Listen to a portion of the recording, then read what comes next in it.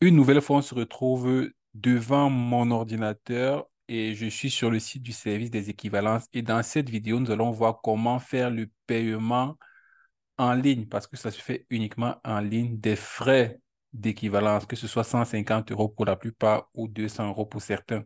Donc là, je suis sur une page quelconque du service des équivalences. Je mettrai une nouvelle fois le lien en description et tout ce que j'ai à faire, c'est de cliquer ici sur paiement en ligne.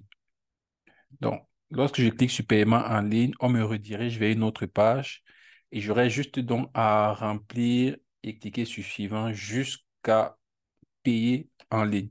Donc ici, je mets donc enregistrer et continuer. OK.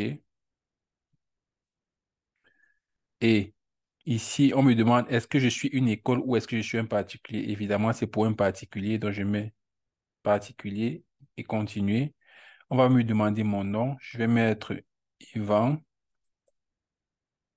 Momo. Je vais mettre la date de naissance ici, sous ce format-ci. Donc, deux chiffres pour le jour, deux chiffres pour le mois et quatre chiffres pour l'année, séparés à chaque fois des barres. OK. Et quand j'ai fini, je mets sur suivant. Donc voilà, quand c'est fait, pays du diplôme. Je vais tout simplement mettre rechercher un pays. OK. Je vais mettre par exemple Cameroun dans mon cas. Adresse, là, vous devez mettre l'adresse en fait de l'endroit où on est censé envoyer votre équivalence une fois que c'est traité. Idéalement, c'est ce qu'il faut faire. Donc, je vais mettre, par exemple, mon ancienne adresse. Normalement, ces personnes-là qui sont en Europe et dans l'Union européenne savent comment remplir une adresse. Donc, l'adresse, on aura la rue, le numéro dans la rue, le code postal qui est un code à quatre chiffres en Belgique. Ce ne sera pas forcément quatre chiffres dans les autres pays. La ville et le pays.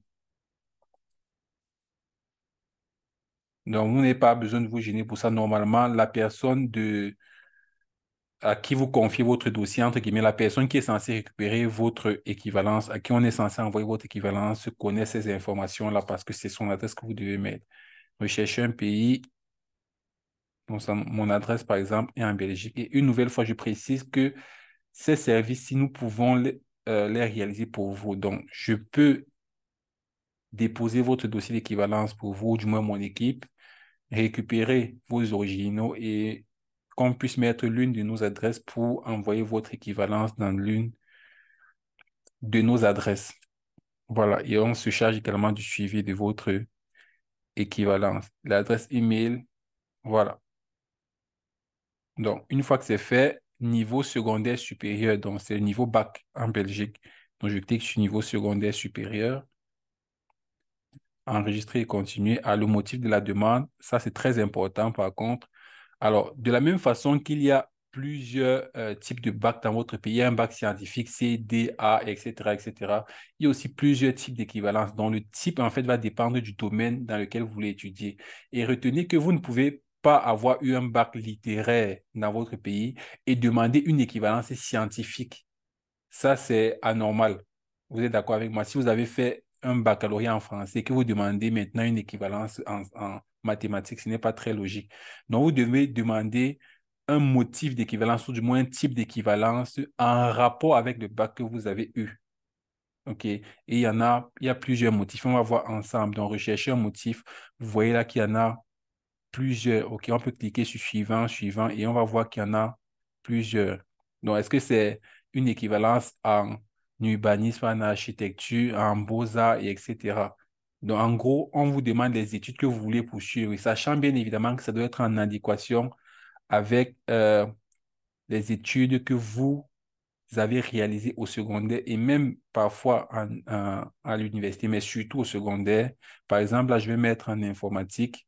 Donc voilà, par exemple, la science informatique. Et quand j'ai cliqué sur sciences informatiques, voilà, donc je suis en train de demander une équivalence qui me permettra de poursuivre mes études en sciences informatiques, notamment parce que j'ai un bac scientifique. OK? Je mets donc enregistrer et continuer.